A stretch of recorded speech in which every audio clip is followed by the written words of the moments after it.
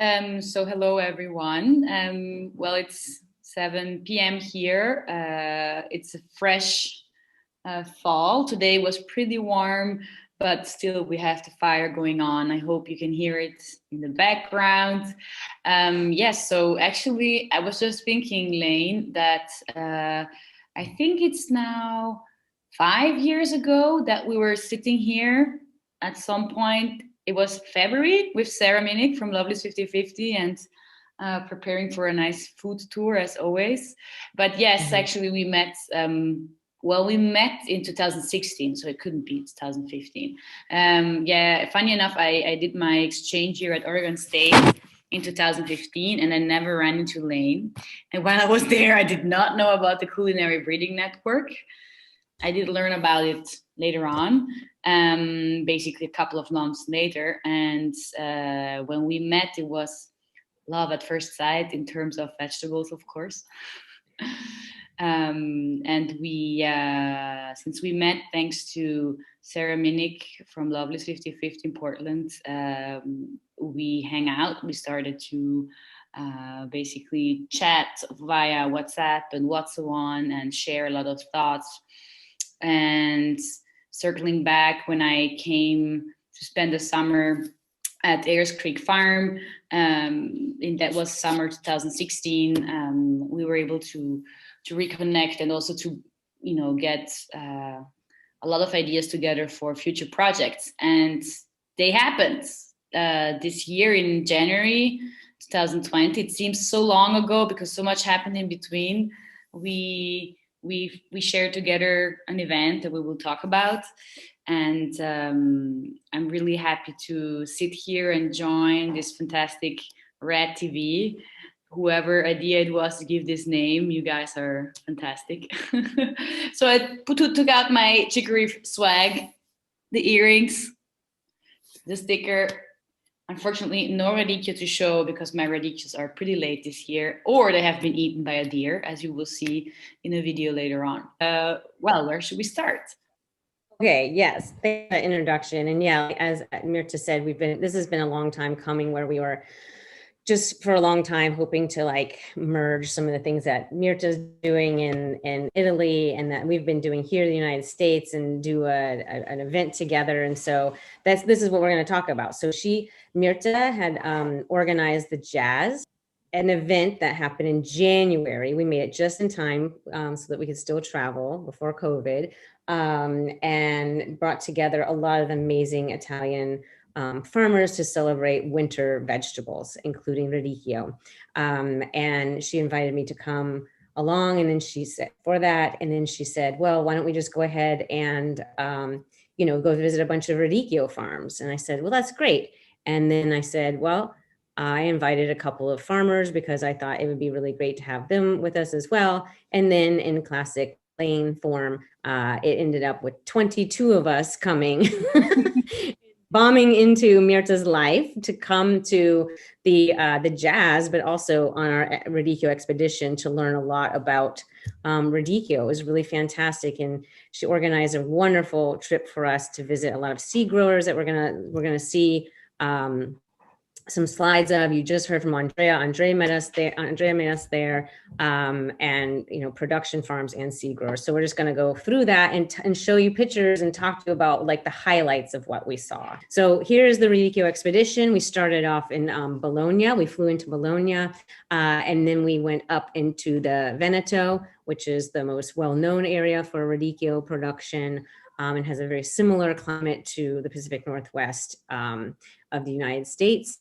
And we have a lot of farmers here that are wanting to be able to grow radicchio as they do in the Veneto. And then we also traveled into Friuli, as well as Trentino, Alto-Adige, which is where Myrtha lives. Okay, great. So basically, yes, as Lane said, it was pretty funny how everything developed, starting with the idea that I will meet you guys all with our wine estate van that can fit like 8 people. And then suddenly, so we wanted to have like a small group, and then we ended up being 22, which was logistically a little bit more challenging, but way more fun.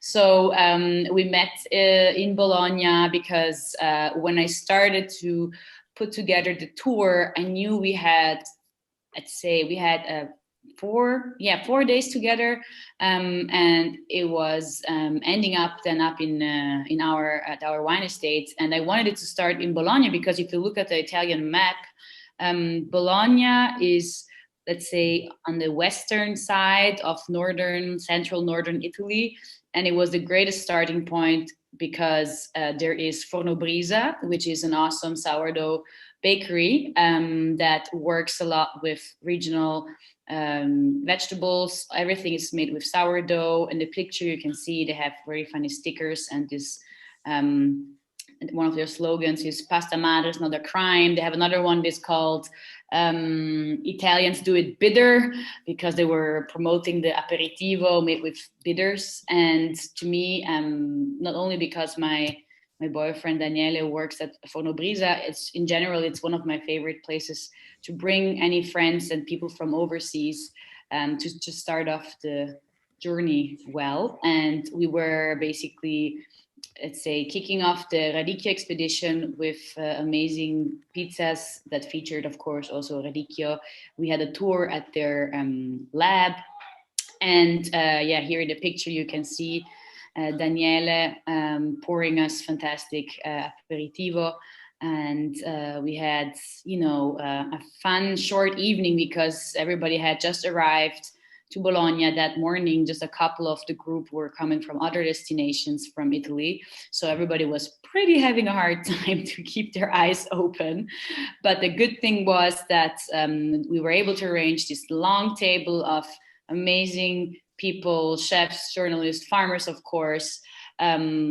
We had just a fantastic time starting our Rad expedition off with the very best that I could organize. And basically the morning after we left pretty early. And funny enough, I got sick that evening. Also, at that point, I was pregnant of Pacifico, which you might hear in the background making some funny noises. And so it was mid-January, and we had a big program, and I was trying to keep everybody, on time, and we made it. So the first stop in Bologna just was the best way to lead into a lot of Radicchio geeking and just to have a first chat.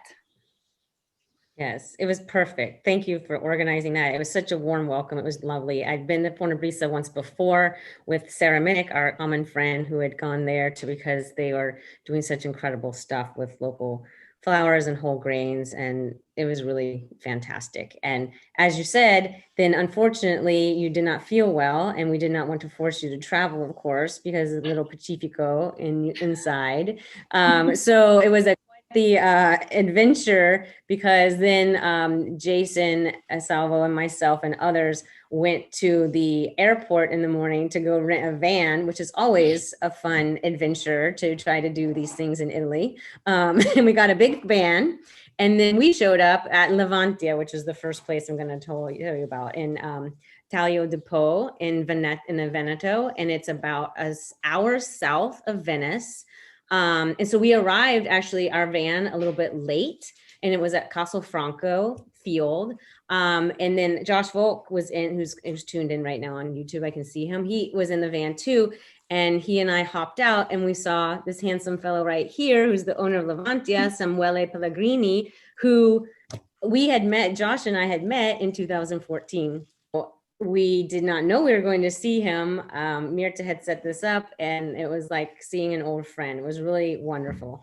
And it was nice to have him say that. It looked like Josh and I had not aged. And I said, it's because we eat so much radicchio.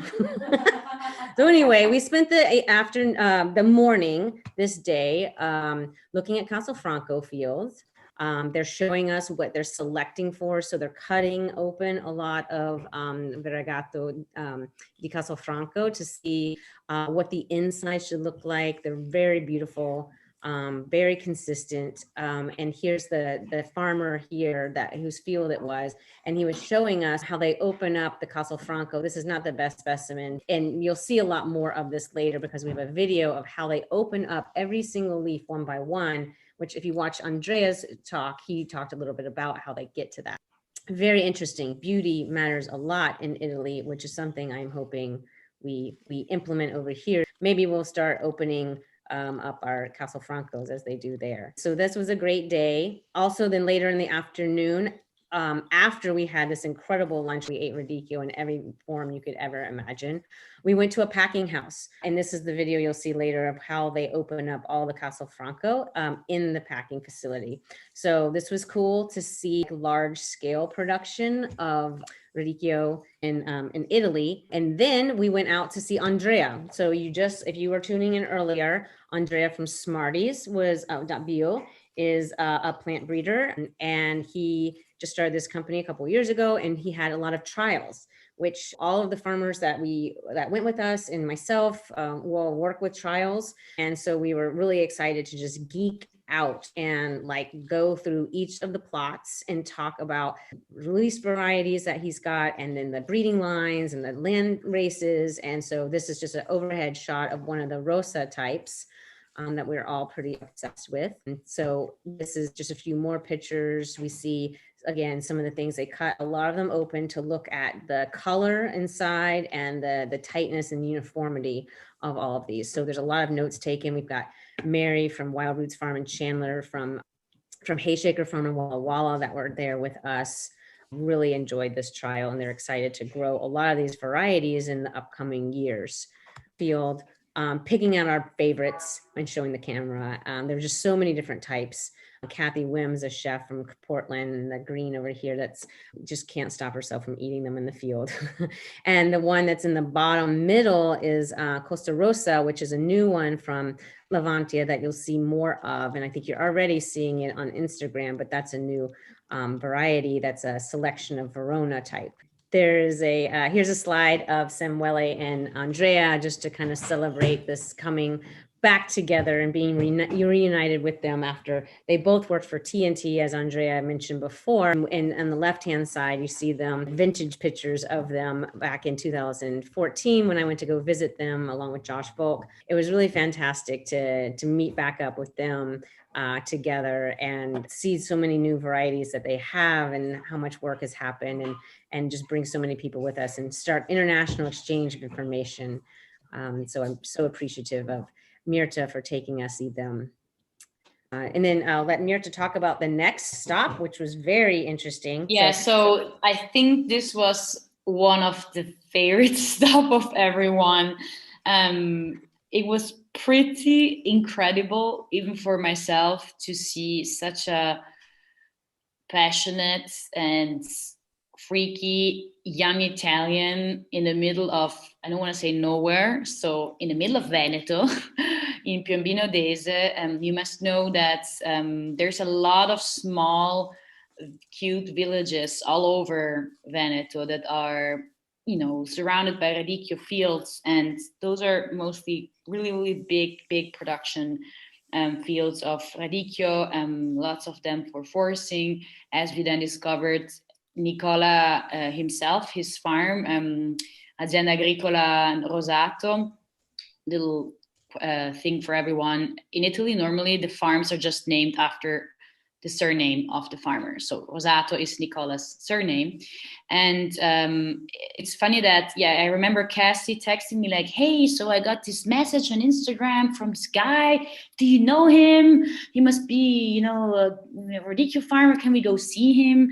And I was in the middle of planning out our trip. And I had the contact with Levantia from last year when I was trying to put together some stops for some farmers coming visiting.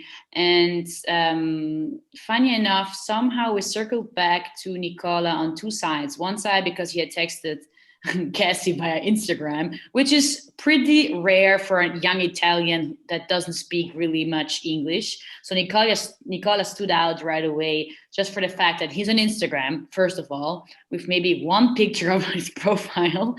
And secondly, finding out about Chicory Week. And the funniest thing was then he texted me because Cassie put him in contact with me. And so I talked to him on the phone, and it was extremely incredible to stand there finally and to meet Nicola in person. And Nicola's farm, it's a big Radicchio farm. And the funny thing is that he has his own selections. So he does grow a lot for wholesale. But his real passion is his own selection of Canarino and Tardivo.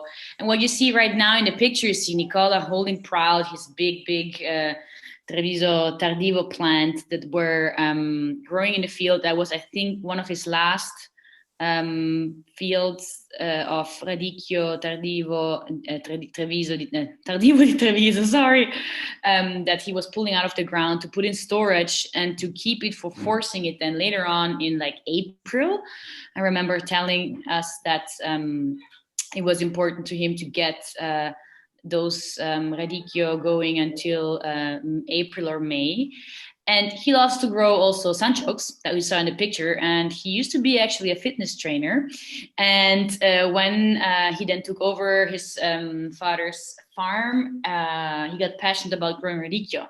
And the sunchoke story was pretty striking because he was just telling us, it's kind of sad, but I think his father had passed away because of a tumor or some cancer or something. And when they were looking for something to cure his father, they discovered that sunchokes had some very important properties. And they were, I don't want to say, just eating sunchokes every day, but he got really, let's say, close to sunchokes. So radicchio and sunchokes. Back to the radicchio part. Nicola was an amazing tour guide. I was translating him, and it was very hard to translate because he had so much amazing information in one sentence, always ready for us, that I was a little overwhelmed. But he was telling us something that's really common here for Italian farmers, that they mainly grow for wholesale. So it's about 60 acres of chicories, and he just had a smaller plot that he dedicated. Smaller means I think it was 1 or 2 hectares, dedicating to his own selection. And he would go out in the field and select his own Rosa and Canarino. And he was showing us through his packing facility also. But he was telling us that he got some seeds from an old farmer that he didn't want to share with anyone else except with Nicola. And from there, he started to grow his own selection. And now here in the picture, you see Jason Salvo being the happiest man on earth, or the happiest chicory farmer on earth, discovering his Nicola's forcing facility, basically unheated greenhouse with water and all these basically boxes filled with chicories that are hanging out in the water with the roots, waiting to be then prepped for the wholesale and the selling. And the amazing part was that Nicola, this is a very funny thing, he was worried that we would get our shoes muddy. And I mean, most people on our group were farmers, and even all the chefs that were with us and journalists, nobody cared because it was mainly people from the Northwest. And I was telling him constantly, don't worry, these people are used to walk around in the mud or in the rainy streets. So everybody was just stepping over to the forcing facility that was separating us from the packing shed with some muddy soil. And he was just incredibly, let's say, astonished to see that everybody was just walking over there. And that was just a little funny fact. In this picture, you see a beautiful example on how the Treviso Tardivo is forced. You see in these little cages standing in the water with all of their outer leaves. And then we were looking at their processing and packing shed where many people were standing and cleaning, especially his mother, I think, who was the supervisor of the whole situation, and people basically sorting through the different sizes of the tardivo, because it gets classified by size so that you have uniformity in a box. And that was really important to see, and I think to share with the growers, because in Italy it's all classified, and as he's selling mainly for wholesale, he really was relying on people sorting through and having the good eye to put the right radicchio sizes together. And yeah, he was the overexcited man that wanted to take us, I don't remember where else. And yeah, it was really amazing to talk to him. As I said, translating him was quite a thing. I was very happy that Jason also, who speaks Italian, was helping me out. And so we were double translating. And in this picture, you can see the forcing facility, and I mean the greenhouse where all of his rosa types were. So rosa means rose, and you can see this kind of Rosa di Gorizia type, this beautiful red pink rose, as I said, from his own selection. And yeah, it was a very let's say intense 2 hours, where we had also the chance to look at all of his different selections, the one that he's still working on, this beautiful, almost tiny Castelfranco kind of rosa. You see a picture with him with his mother, very proud to show us all of his productions. They had set up a table for us, and we were standing around and taking pictures. And while his phone was ringing and he was answering with his funny Bluetooth headset, and we were able to taste through them. He gave us a lot of these boxes with us, so we had time later on to keep discussing it, because they were such powerful 2 hours that when we're sitting in a van for the next destination, as we were quite on a schedule, we could not process all in once. It was really, really intense. And I remember sitting in the van with Josh Folk, and we were just like trying to talk through this, and we were just not able, because the brain was full with information. And yeah, I mean, it was a very big contrast to see his farm compared to the next farm that was on our tour. So the next day, we went out to, or in the afternoon, I believe, actually, we went out to see Andrea Pitton. And this, Myrtha was not here for this visit, but we had Davide Zumolo, who you will see later on in the Come si dice part of this. He was a wonderful translator as well. And he took us to visit his friend and farmer that he works with, Andrea, who had been a conventional farmer growing commodity wheat and soy and corn, and had like 6 years previous completely converted over to organic veggies. And it was pretty cool because he had kind of a farm more like the farmers that were with us that are from the United States. So he had a subscription, they call it a subscription program in Italy, usually when they talk to us about it. It's like a CSA, where people were buying boxes on each week. And he grew a lot of different types of Verona, Castelfranco, and Tardivo. And he was really into seed saving.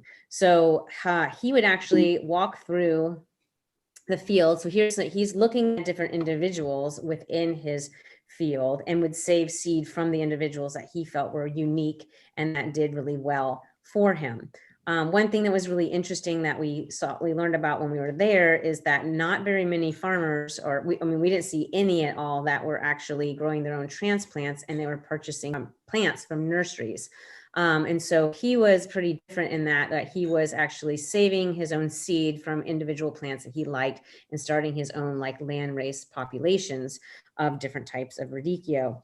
And he said, he did this because he felt like they're beautiful, more flavorful, and also had disease resistance for him that worked well for his particular farm. So we ran around with him and talked about like his philosophy. He was a pretty philosophical guy. He was talking about like his philosophy on farming. He was showing us selections.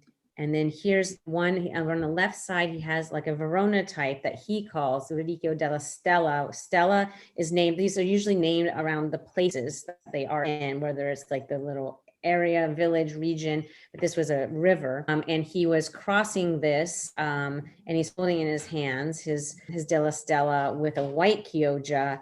And farmer Dan from Oregon over here on the right-hand side is holding some of those crosses. So it was really cool to be with him, to kind of have like all of these farms had completely different markets and aspects of what they focused on. So he was a really great stop. He also, I want to say, was growing some really unusual brassicas. So he had Broccolo Padovano on the left-hand side here, which was a beautiful purple leafy veggie.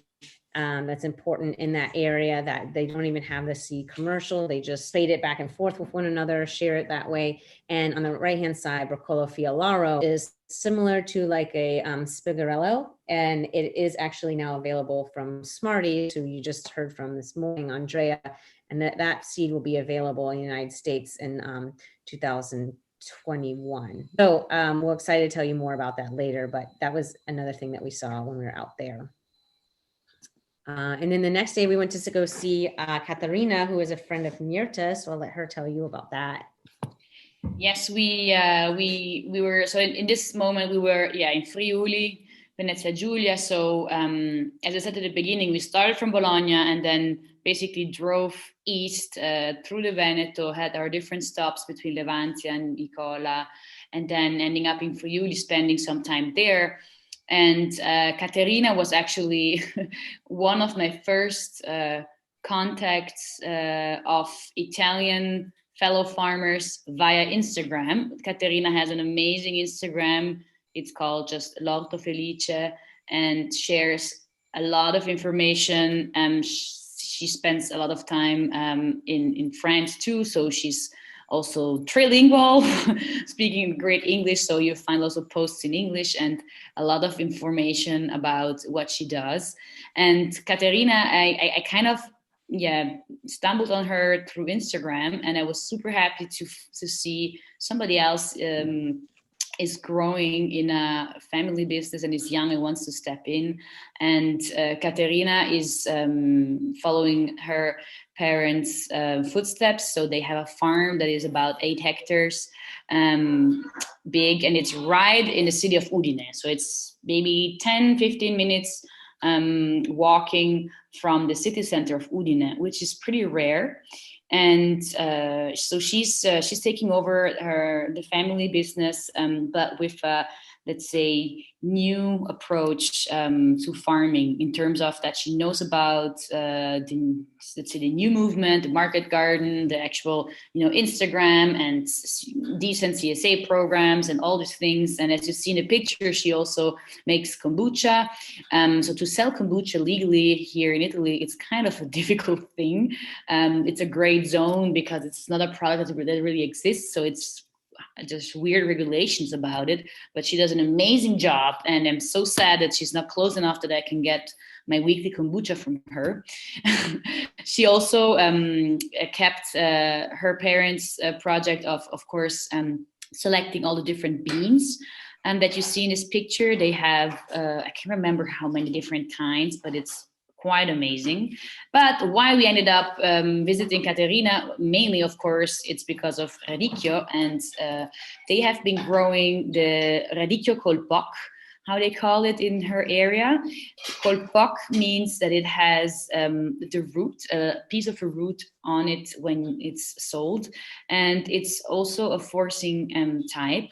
Basically, it's similar to the Rosa di Gorizia that you will hear about also later from the next farm. But mainly, you have to know that in Friuli, everybody has their own selection. And also like Nicola, we saw that he has his own selection. Everybody's selected for something else. And so her father has been selecting for this type that makes a nice root that you can sell with and that you of course eat with it. So she actively also shares recipes on how to process this piece of root that you buy when you get her Radicchio col Poc. And what's very interesting is that they force it in these stalls that you see in the pictures. Very just simple setup, because sometimes I also myself, this was one of the first farms I've seen where they do this forcing in a very, very simple way, but pretty effective way. Of course, the space management on the farm is always an issue, and they have this old part of the barn where they have these smaller lots and where they bring in their radicchio to force over the winter, just covered with a black tarp to shade off the light. And there were a lot of different sizes. She was telling us that seed selection of that year was a little bit more inconsistent than they normally had. And so it really varies every year also, of course, of the climatic conditions, since this room is not regulated and it really depends on the outside temperatures, how fast and well their radicchio is forced. And what was very interesting also, it was that she shared with us the another delicacy from her region, which is this big turnip that they they ferment as a whole in wine. How to say the wine pomace, I think you say. Well, basically the seeds and the skins that are left over from the winemaking. And we had a beautiful little snack there, and she was just a great communicator, as I said, because she's international thinking. She was a great source of information. And yeah, they have a little shop directly on the farm, but they mainly sell on different city farmers markets in three different places. She's very close to the Austrian border, so it's weird for a lot of people in the US to think about Europe being, a piece of the world where there's so many borders around the corner. And she actually is in less than an hour in Austria, and it's one of her best markets to sell actually in Austria rather than to sell in Italy. So a little fun fact. And now actually she's shipping radicchio to Germany to a client who came to the Giaz, which you will hear about later. And so it's pretty weird but very, very, let's say, successful what she's doing. And of course the transition to family farm to like a new system, it takes a lot of, I can tell it from my own work, a lot of extra effort to install a different kind of let's say business plan and work plan. And so she was sharing a lot of these insights, what they were mainly struggling with. And yeah, the Radicchio col Poc was definitely one of our highlights, and it was just giving us again an insight that everybody is doing their own selection, sharing the knowledge, and just telling you how important it is to have your personal radicchio.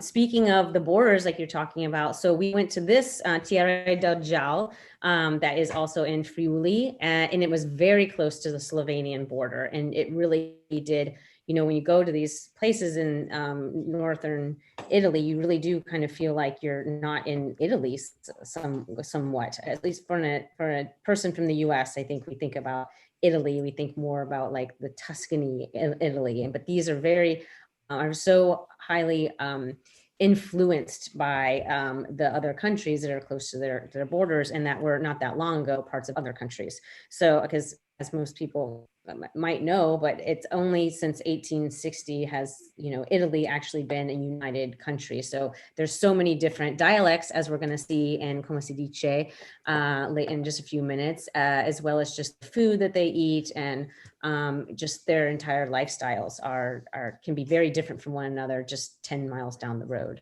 So this one was right near Slovenia. We just spent a little bit of time here.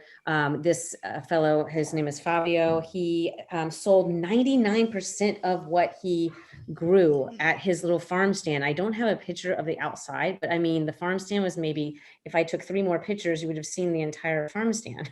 And so this was a family farm that had been farming for like 10 years, 5 years previous. They had become organic. And again, they sell 99% of all their produce right here. People come from Slovenia to buy it, people from Italy.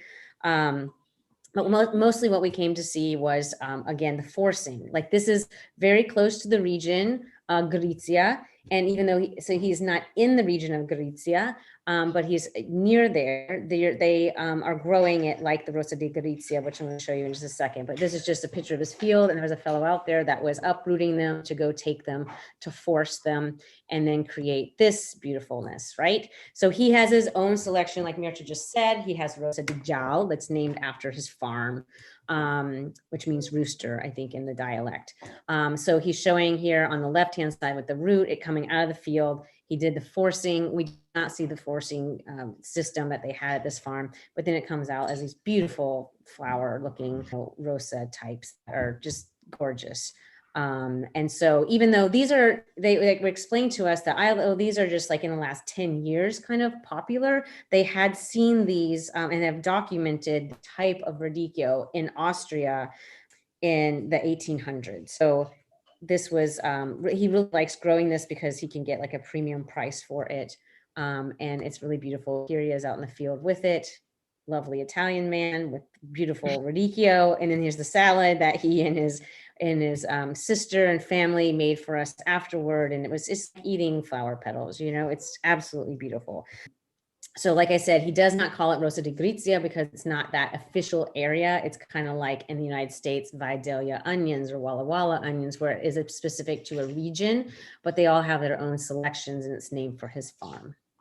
So that is the last farm visit we had. And then we had the Giaz. So I'm going to let you wrap it up with talking about the Giaz. We've got a lot of great pictures here. Okay, yeah. So exactly, actually, the whole Radicchio expedition ended up at the Giaz. Giaz is the dialect word from Trentino, from the region where our wine estate is, for ice. So ghiaccio would be the normal Italian for ice, and Giaz is what we say in the dialect. And it sounds like jazz, of course, like the music. I failed to have an actual jazz music, live music there. But what we had was an amazing thing that I was dreaming about for a long time, seeing the work that Lane was doing with the Culinary Breeding Network to bring together farmers in a room with breeders and chefs and all kind of great people. My dream was to replicate something similar in Italy. And since I only got back 2 years ago to start farming at our wine estate, I only had as a, let's say, direct connection to young farmers, our Market Garden Facebook group, which I'm very thankful for.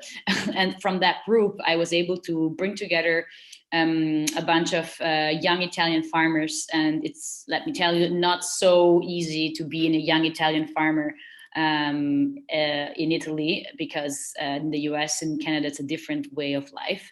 And what you see here in the picture is basically a lot of funny people that brought their winter vegetables. So it was kind of a winter vegetable saga, but focused also, of course, on Radicchio. Here you see Davide Zimolo, that you will see later on also talking in his dialect about his Radicchio. And the amazing thing was that all the great people that came on the Radicchio expedition had such a nice time connecting with the young Italian farmers who really look a lot overseas to learn about better techniques of planting and planning and making business plans at work and CSA and all these great things that don't really exist in Italy yet. In this picture, you see one of the most beautiful tables that Massimo brought up from Primotaio. He's a farmer in close to Trieste, and he also has a field in Slovenia talking about borders. And they had brought all kind of things that they were growing this moment. The white thing up there, it's dandelion that he grew. Blanching and forcing dandelion was one of his projects from last year. And we had a blast. Lane was talking, giving a workshop to the Italians, and we ended up having a little feast, of course, at the wine estate. We had an amazing thing, the bagna cauda that Stefano brought, that you see right now in the picture. He's from Piemonte. And Smarties Bio came also, of course, had their stand. We had just a really great time. To bring people together was the goal, and to end up, of course, in a nice feast, sharing good wine, Radicchio, and a lot of experience together. And we knew that connecting overseas is always important. And especially nowadays with, let's say, the new technologies as we do right now, we're able to share all of our informations. It was quite a thing. It was an amazing, successful event. We had over 200 people joining us. And here you see the group of young farmers and participants of the Giaz. And it's going to be a biannual event, which comes right in times of COVID. I hope that in 2022, COVID will be in some little pigeonhole and that you'll all be able to travel and come and join us for the next Giaz edition. That's going to be, of course, organized again at Foradori with more people and more fun things to do. And until then, we'll have Lane talking about, I think, something exciting coming up. Thank you so much, Myrtha. Thank you for organizing all of this, for presenting this to us. You are creating something so amazing in Italy. You've mentioned it, that it's not very typical in Italy to have like all of these young farmers come together and kind of be like bucking the system and doing something different and really pushing the food system in a different direction. And so it's been like a real honor to work with you and to see all this and experience what you've created. And we look forward to more Radicchio Expeditions and Giaz events and just working with you in general. Thank you so much for being such an inspiration. Thank you.